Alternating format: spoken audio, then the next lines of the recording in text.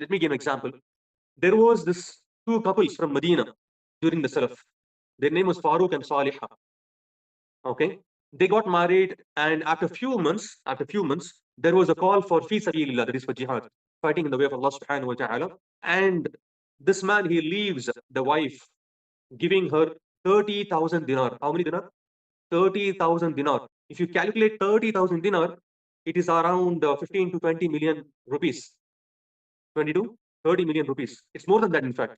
So one dinar is equivalent to 4.5 grams of gold. You can calculate now. 30,000 dinar was given to this woman, and he goes and says that I will come back after the futuhat, after the battles, inshallah ta'ala.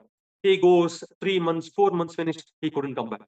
A year passed, he couldn't come back. 1.5 year, he couldn't come back. By the time she was carrying the child, and she delivered the child. She delivered a child.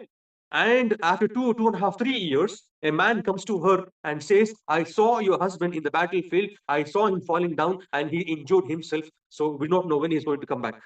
So, when he comes back after 30 years.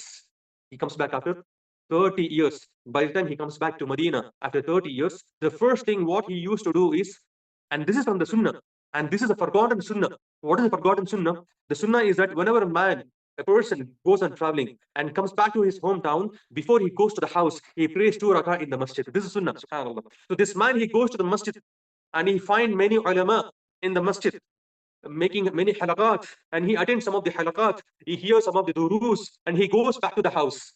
When he goes back to the house and when his wife finds him, they become extremely happy. Imagine the wife waiting for many years, and she even for a moment thought that this man died.